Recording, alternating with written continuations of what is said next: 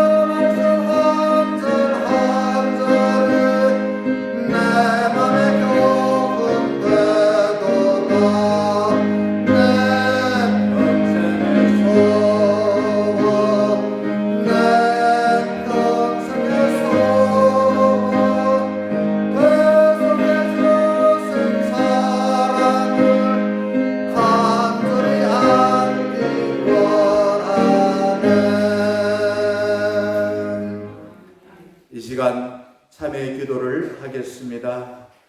우리가 예수를 믿노라 또한 교회를 다니노라 주님의 일에 참여하겠노라 라고 말하지만은 습관적으로 살아왔던 삶을 회개하는 시간을 갖겠습니다. 함께 참회 기도를 2분 정도 하겠습니다. 주님, 하나님을 사모하는 주의 자녀들이 주 앞에 나왔습니다. 우리가 그동안 살아왔던 삶 모든 것이 자유로웠습니다. 돈만 있으면 얼마든지 내가 원하는 것을 할 수가 있었고 몸만 건강하면 내가 먹고 싶고 내가 가고 싶은 곳 얼마든지 갈 수가 있었습니다. 하오나 아버지 하나님 원치 아니하게도 한 2개월 전에 어제는 코로나19로 인하여서 우리는 예배를 드리지 못하여 집에서 가정 예배로 아버지 예배를 드려왔습니다. 하지만 이렇게 용기를 내어서 토요일 시간 주 앞에 나와 하나님께서 아버지 나 자신의 모습을 돌아보며 왜 이런 일이 일어나고 또한 교회는 어떻게 지금까지 신앙생활을 해왔고 또한 우리 교회는 무슨 일을 위해서 살아왔고 이 나라 이 민족은 도대체 어떻게 지금까지 지내왔는가 하는 주 앞에 자기가 나 자신을 깊이 내려놓고서 얘기합니다. 아버지 하나님 우리가 형식적으로 주여 주여 하는 자 다 천국에 가지 못한다고 하였습니다. 정말 말씀에 엎드려 있어서 하나님 나의 주님으로 모시고 하나님의 이 땅의 모든 것을 다 주관하시고 섭리하여 주시고 통치하여 주시는 그런 선한 모심을 믿고서 비록 고난 가운데서도 아버지 하나님 우리 믿음이 더 굳게 설 수 있는 이 시간 되게 하여 주시옵소서. 우리가 아주 형식으로 살아왔다면 그 형식적인 믿음을 이제는 아버지 하나님 알맹이가 있고 더 남다른 믿음이 되게 하여 주시옵시고 입술로만 아니라 내 맘 깊은 곳에서 하나님을 주님으로 모셔 하나님과 함께 동행하고 하나님께서 우리와 함께 하셔서 아버지 하나님 약속하신 하나님 나라에 모아주신다는 사실을 깨달아 받았습니다. 아버지 내 마음에 있는 모든 교만함과 거짓됨과 공명과 아버지 하나님 게으름과 아버지 두려움 모두 다 제거하여 주셔서 하나님과 하나여 주님의 약속하신 하나님 나라의 기쁨을 발견할 수 있도록 인도하여 주시옵소서. 새 영을 너희 속에 두고 새 마음을 너희에게 주되 너희 육신에서 굳은 마음을 제거하고 부드러운 마음을 줄 것이며 아멘. 이 시간 우리를 대표하여서 최성출 집사님 기도해 주시겠습니다.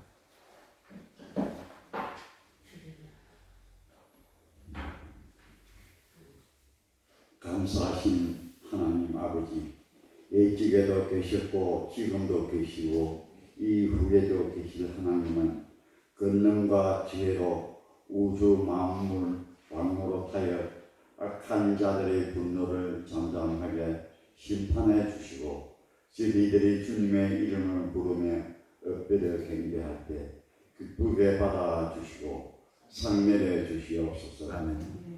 영광과 존귀를 받으시기에 합당하신 주님, 우리를 창조하실 필요가 없는데도 사랑으로 창조해 주시고 구원을 하실 필요가 없는데도 사랑하여 구원해 주시고 위험천만한데도 악을 심판하시려고 십자가의 길을 가셔서 다시 사랑하셔서 악을 정복하신 삶을 보여주셔서 감사합니다. 아멘. 예수님은 부활 이후 제자들과 함께 하셔서 두려워하는 자들에게 평안을 주셨고 슬픔에 빠진 자들에게 기쁨을 주셨고 예전에 실패하던 삶을 반복한 사람에게 새로운 삶을 주신 은혜를 오늘 예배하는 저희들에게 똑같이 내려 주시옵소서. 아멘. 우리의 소망 되신 주님, 저희들이 사는 세상 혼란스럽고 악이 기승을 부리오니 주님의 행하여 부활의 소망을 갖고 주님과 함께하여 주님께서 기뻐하신 일에 성실하게 헌신하고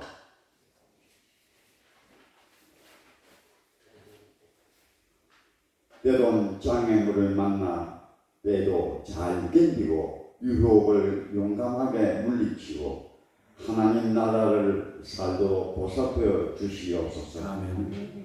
우리를 회복해 주시는 주님, 저희들의 오만함으로 지향을 당한 줄 알고 회개합니다.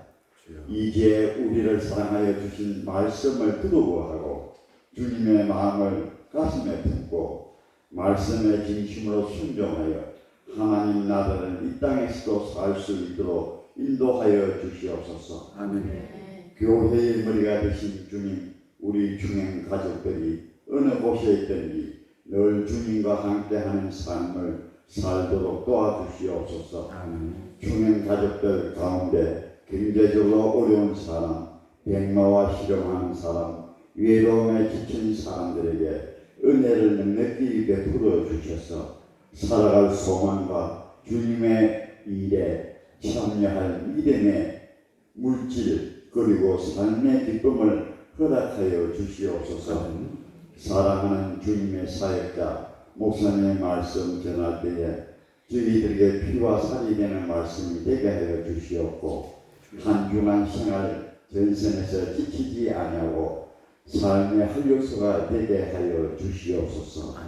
예수 그리스도 이름으로 기도드렸습니다. 아멘.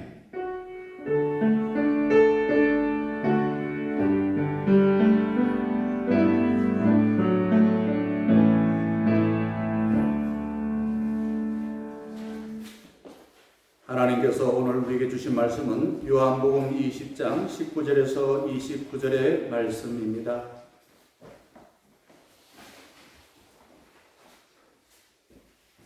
이날 곧 안식 후 첫날 저녁때에 제자들이 유대인들을 두려워하여 모인 곳의 문들을 닫았더니 예수께서 오사 가운데 서서 이르시되 너희에게 평강이 있을지어다. 이 말씀을 하시고 성과 옆구리를 보이시니 제자들이 주를 보고 기뻐하더라. 예수께서 또 이르시되 너희에게 평강이 있을지어다. 아버지께서 나를 보내신 것 같이 나도 너희를 보내노라. 이 말씀을 하시고 그들을 향하여 숨을 내쉬며 이르시되 성령을 받으라. 너희가 누구의 죄든지 사하면 사하여질 것이요 누구의 죄든지 그대로 두면 그대로 있으리라 하시니라. 12 제자 중에 하나로서 디두모라 하는 도마는 예수께서 오셨을 때 함께 있지 아니한지라. 다른 제자들이 그에게 이르되 우리가 주를 보았노라 하니 도마가 이르되 내가 그의 손에 못자국을 보며 내 손가락을 그 못자국에 넣으며 내 손을 그 옆구리에 넣어보지 않고는 믿지 아니하겠노라 하니라. 여드레를 지나서 제자들이 다시 집안에 있을 때 도마도 함께 있고 문들이 닫혔는데 예수께서 오사 가운데 서서 이르시되 너희에게 평강이 있을지어다 하시고 도마에게 이르되 내 손가락을 이리 내밀어 내 손을 보고 내 손을 내밀어 내 옆구리에 넣어보라. 그리하여 믿음 없는 자가 되지 말고 믿는 자가 되라. 도마가 대답하여 이르되 나의 주님이시오 나의 하나님이시니이다. 예수께서 이르시되 너는 나를 본고로 믿느냐? 보지 못하고 믿는 자들은 복되도다 하시니라. 아멘. 주신 말씀을 가지고 우리가 제목이 이렇습니다. 정직한 의심은 확실한 믿음을 갖는다. 정직한 믿음을 가지면 확실한 믿음을 갖는 것이죠. 정직한 의심이라는 게 모르면 모른다. 믿지 못하면 믿지 못하겠다. 라고 말하게 되면 주님께서 믿도록 도와주신다. 라는 그런 의미겠죠. 세상 사람들은요, 주로 자기 기분이나 내가 기대한 것 이루어지면 즉각적으로 반응을 합니다. 내 기분과 내 기대대로 살면은 흥분하여서 있는 것 없는 걸 다 송두리째 바칩니다. 그리고 나중에 생각해보니 손해된 것 같죠. 그래서 멱살 잡면서 다시 돌려달라고 때를 씁니다. 하지만 믿음의 사람들은 다릅니다. 하나님께 계속하여서 물어봅니다. 하나님의 일이 무엇입니까? 하나님 내가 왜 일을 해야 됩니까? 하나님 내가 어떻게 일을 해야 됩니까? 이렇게 물어보는 것. 이것이 어찌 보면 믿음이 아닐까요? 이렇게 물어본 뒤에 확신이 생길 때에 온전히 헌신하여 나중에 내가 참 잘했다. 스스로를 칭찬하는 것이 믿음 생활하는 사람들의 모습입니다. 여기 보게 되면 12명의 제자들, 이 12명의 제자들 가운데 10명의 제자가 유대인들이 자신들을 잡아가둘까 싶어서 두려워하여 문을 걸어 잠그고 한 곳에 모여 있습니다. 무슨 의미가 있을까요? 하나님과 등지고 하나님으로부터 얼굴을 돌리게 되면 불안하여서 숨게 된다라는 겁니다. 부활의 예수님이 함께 하실 때야 제자들이 변화되었습니다. 함께 할 때. 예수님이 두려에 빠져 숨어있는 10명의 제자들을 찾아오셔서 이렇게 축복하십니다. 너희에게 평강이 있을지어다. 이 말이 세 번 나와요. 그리고 예수님은 이 10명의 제자들에게 어떻게 합니까? 십자가의 흔적을 보여주십니다. 이 십자가의 흔적, 스티그마. 하나님의 공의를 위해 순종하여서 자신을 바친 숭고한 사랑의 증거입니다. 예수님이 우리를 사랑하여 거룩한 제물이 되어주신 것이죠. 우리가 뭐가 대단하다고 예수님께서 우리를 위해 십자가에서 죽으셔야만 했을까요? 그 이유는 예수님은 우리를 어둠의 권세에서 해방시켜 주셔서 지금보다 더 아름다운 삶을 살기를 원하신다라는 것입니다. 우리가 지금보다 더 좋은 삶을 살길 바라는 것이 하나님의 마음이에요. 이 하나님의 마음을 우리가 알고 살아가면 참 좋겠습니다. 부활은 십자가의 사랑이 죽음의 권세를 이겼다라는 증거인 것입니다. 억울한 일을 당하여 버림받았다고 생각될 때에 무엇을 바라보면 좋겠습니까? 십자가를 쳐다보고 깊이 묵상하게 될 때에 위로받고 용기가 생겨서 고난 가운데서도 평화가 임하게 되는 것입니다. 두려움에 빠져 방해에 갇혀있던 10명의 제자들이 예수 그리스도의 십자가의 흔적을 보고 어떻게 반응합니까? 기뻐해요. 십자가의 흔적을 보고 기뻐한다. 중요한 것입니다. 믿음의 사람들은 환경을 보고 일희일비하지 아니하고 하나님께서 하신 일에 민감하게 반응하여서 감사하고 기뻐하고 찬양하고 경배하며 살아가는 것이죠. 내 기분과 내 기대가 아니라 하나님의 일을 알고서 그 일에 참여하게 된다니 이 또한 얼마나 기쁜 일인가, 감사한가. 환경과 내 기분에 흥분하지 말고 하나님이 하신 일에 민감하여 주님의 일에 참여하는 삶을 사는 것이 잘 사는 것입니다. 하나님이 우리에게 은혜를 베풀어 주셔서 우리를 주님의 일에 동참시켜 주시니 주의 일은 정말 위대한 일뿐만 아니라 선한 일입니다. 아름다운 일입니다. 그러니 내가 그 일에 참여하게 된다니 이 정말 참여하지 않을 수 없습니다. 기뻐하지 않을 수 없습니다. 주님께 감사하지 않을 수가 없는 것이에요. 우리 중년 가족들 주님께서 하신 일 성경을 통해서 알고 난 뒤에 나의 삶과 자연을 통해서 확인하고서 아하, 주님이 나를 통해서 이런 일을 하기를 원하셨구나. 우리 이 세상을 통해서, 이 자연을 통해서 이걸 확인하고서 기뻐하고 감사하고 주님께 경배하면 참 좋겠습니다. 예수님은 두려움에 빠져 비관하는 제자들에게 이렇게 당부하지요.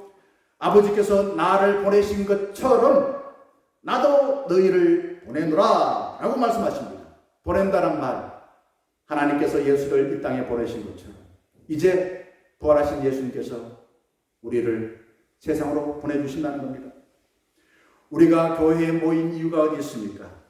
하나님의 일을 듣고 보고 확신하고서 흩어져 주의 일을 하기 위해서 모인 것입니다. 우리가 교회에 모인 것은 세상으로 흩어지기 위해서인 것입니다. 세상으로 흩어질 때 내 가슴에 예수 그리스도의 심장을 품고 내 머리에 주님께서 하신 일을 생각하고 내 발에다는 주의 일을 할 준비를 해야 돼요. 새로운 일을 하려면 새로운 방법이 필요합니다. 그래서 예수님께서는 이렇게 말씀하셨지요. 세상으로 나가 복음을 전할 때 제자들에게 생명의 영을 불어넣어 주셨습니다. 그게 바로 성령님이에요. 성령님은 내 기분과 세상 방법대로 일하기를 원하지 아니하시고 어떤 방법요? 십자가의 사랑으로 일하기를 원하십니다. 제자들이 세상으로 흩어져서 무엇을 해야 합니까? 본문에서는 말합니다. 23절 누구의 죄를 사하면 사하여질 것이요. 대단히 정말 보통 일이 아닙니다. 누구의 죄든지 그대로 두면 그대로 있을지어다 이렇게 말합니다. 예수님은 제자들에게 기도할 때에 우리에게 죄를 지은 자를 너가 먼저 용서하라고 가르쳐 주셨습니다. 나에게 잘못한 사람을 용서하지 아니하면 평생 내가 죄인의 꽁무니를 쫓아다니는 삶을 삽니다. 나에게 잘못한 사람을 용서하게 될 때에 그 사람의 그림자에서 벗어나서 내가 하나님 나라의 삶을 살 수가 있는 것이에요. 도마는 다른 대제자와 다르게 아주 예민하고 분석적이고 완벽하여서 우울한 기질을 가졌습니다. 10명의 동료들이 한 곳에 모여있을 때 함께 있지 않아서 부활하신 예수를 만나지 못했습니다. 나중에 알게 되겠지만 이유가 뭔지는 알게 되겠죠. 근데 이 성경에 나오지 않았지만 도마는 아마 이런 생각을 했을 거예요. 왜? 우울하니까. 뭔가 다른 사람과 다르게 특별한 생각과 행동을 했을 거예요. 예수님이 십자가에 못 박혀 무덤에 계신데 폐장병 같은 우리들이 그 함께 있으면 초라해져. 그러니 나는 저기 같이 있지 않고 나 혼자만 있을 거야 라고 생각했을 것입니다. 우울 기질을 가진 도마의 별명은 디두모입니다. 쌍둥이입니다. 우리나라 사람들 도마의 쌍둥이 같아서 우울 기질을 가진 사람이 많습니다. 머리가 우수하고 장시간 일하여 가진 것이 풍족합니다. 그런데 우리나라 사람에게 가장 심한 욕이 있습니다. 무슨 욕일까요? 요즘 이런 이야기를 잘 듣지 쉽지 않았지만 저만 해도 많이 들었습니다. 잠이 오냐? 네 공부를 곧다 해놓고 잠이 오냐? 네 일을 그렇게 해놓고 잠이 오냐? 이런 이야기를 참 많이 들었어요. 그런데 성경에 보게 되면은 잠이 오는 게 복이 하나님은 사랑하는 자에게 잠을 주신다고 말씀하셨습니다. 근데 잠을 자지 못하면은 참 많은 문제가 생기게 되집니다. 우리는 적게 자고 더 많이 공부하고 더 많은 일을 해야 한다는 강박관념에 빠져 살아가고 있습니다. 그러면 어떻게 될까요? 적게 잠을 자게 되면은 나도 모르게 마음이 우울해져서 세상 만사가 부정적으로 보이게 되고 내 자신을 나쁘게 생각하고 다른 사람을 좀 힘들게 하는 삶을 살게 됩니다. 강박관념은요, 실패에 대한 은밀한 두려움입니다. 그래서 내 힘으로서 나를 보호하기 위해 돈을 모으기 위하여 일을 많이 합니다. 많이 합니다.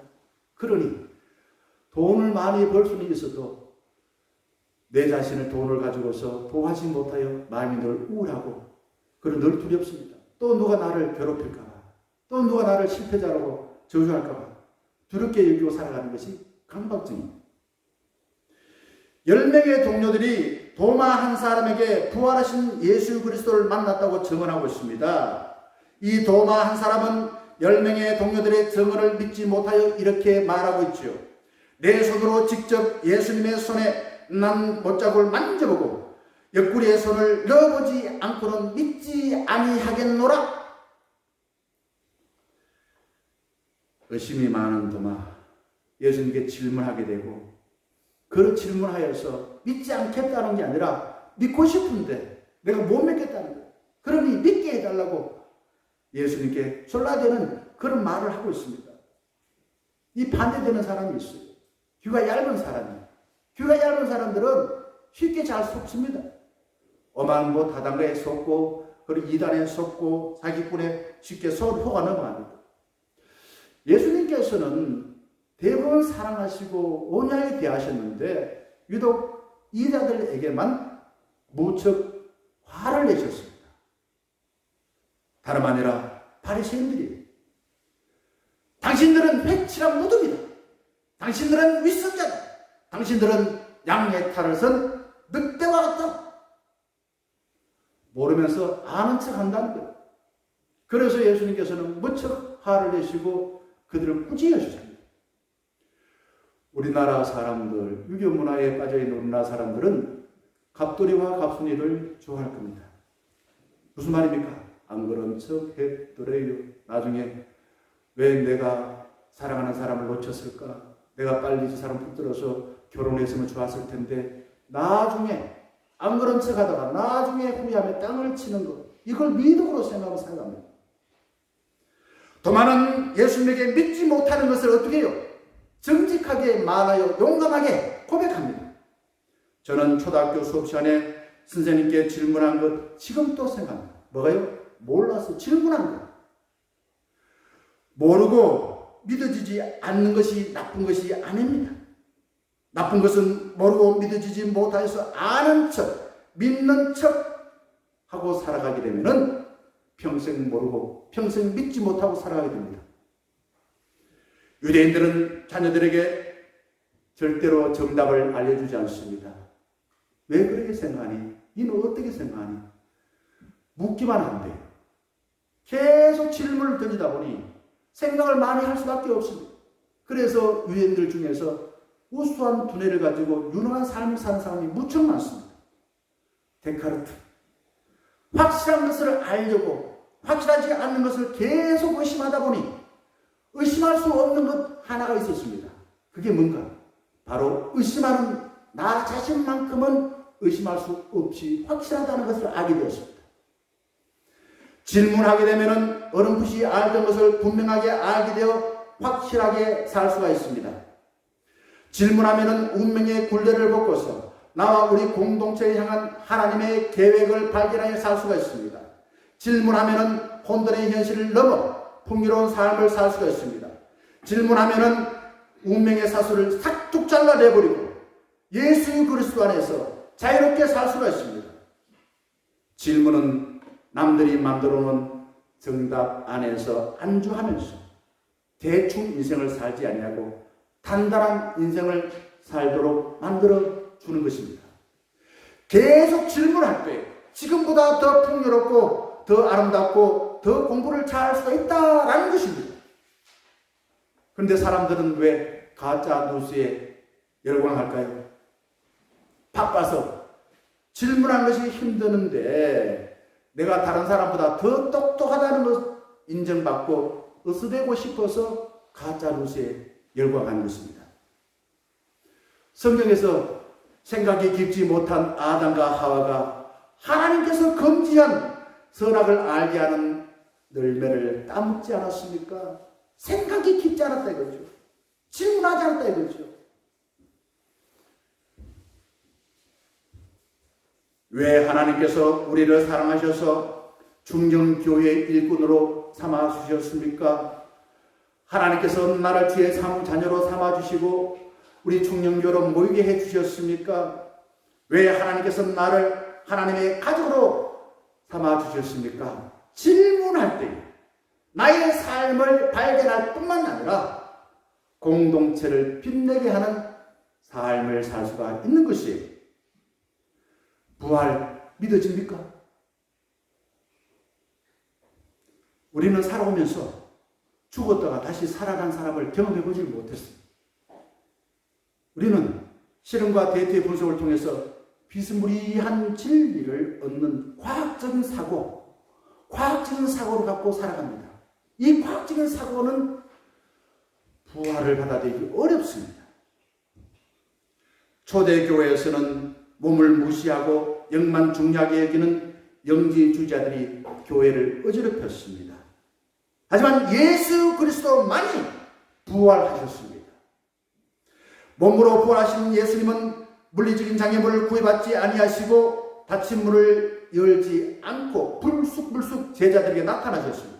이상하죠? 이건 과학적인 사고를 하는 사람으로서는 도저히 이해가 안 됩니다. 문을 닫아두고 벽이 있으면 어떻게 들어옵니까? 600만 분의 사나이입니까? 예수님은 부활하셔서 이전과 다른 모습으로 변화된 것입니다. 예수님이 10명의 제자를 만나시고 난 뒤 8째 되는 날에 도마가 제자들과 함께 있는 곳을 다시 찾아오셨어요. 예수님은 8일 전과 똑같이 11명의 제자들에게 이렇게 축복하셨습니다. 뭐라고요? 평강이 있을지어다.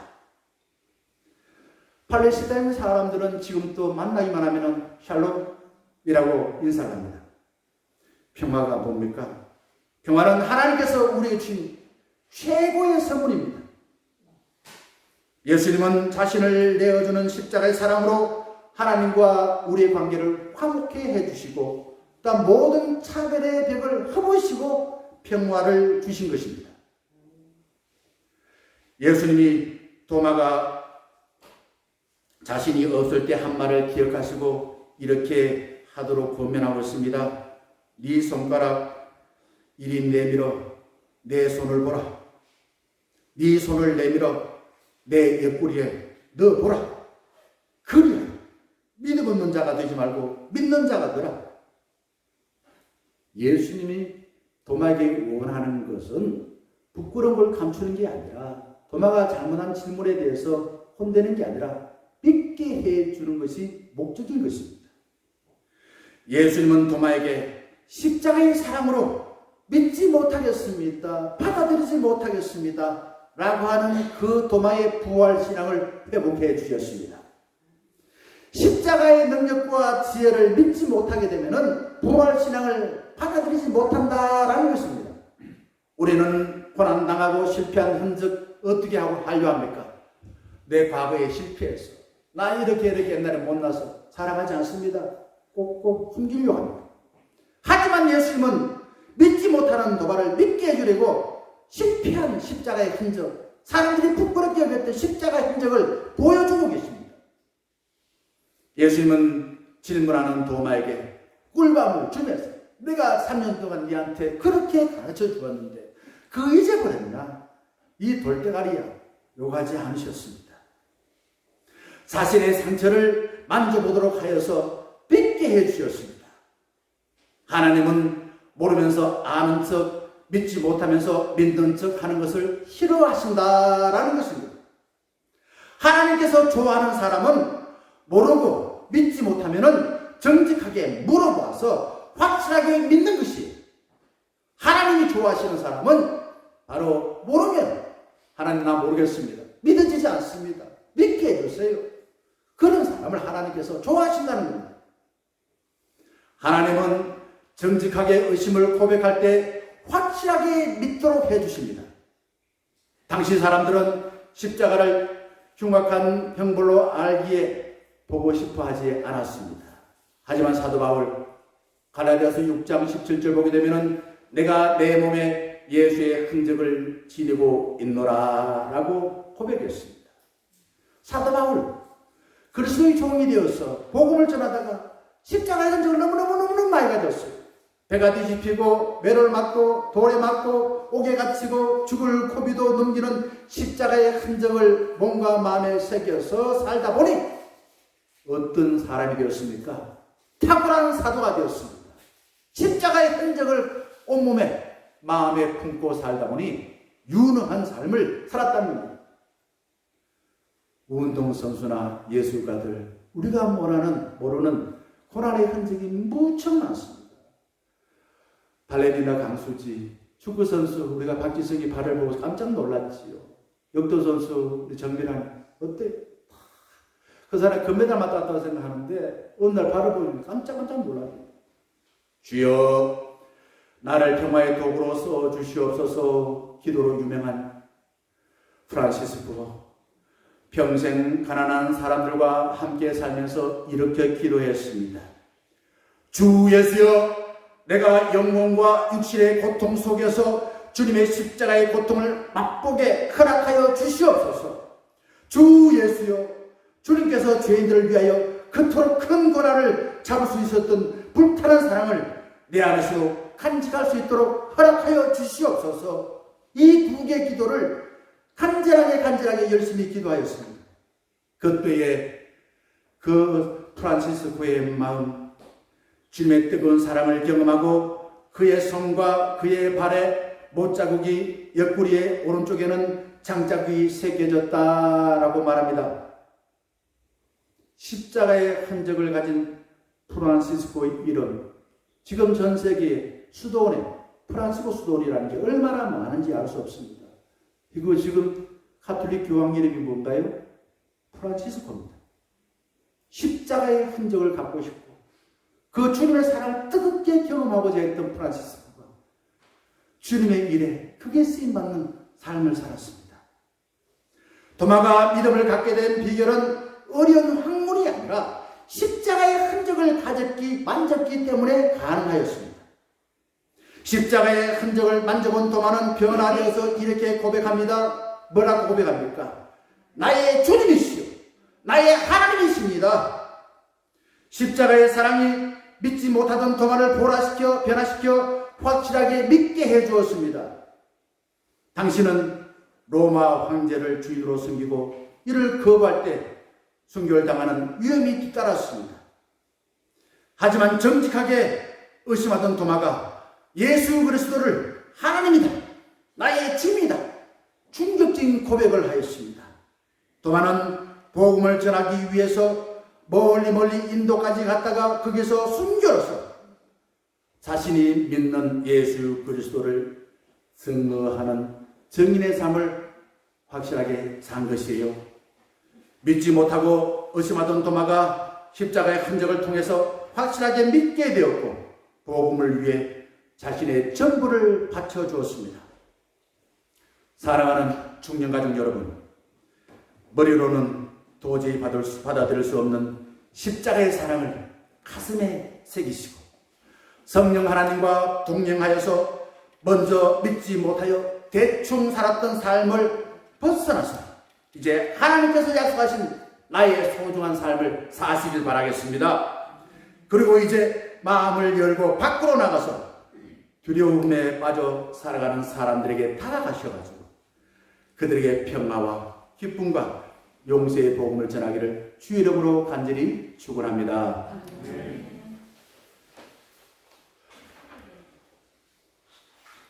이 시간에는 찬송가 545장 이 눈에 아무 증거 아니 되어도 1절과 2절 부르면서 하나님께 예물을 바치겠습니다.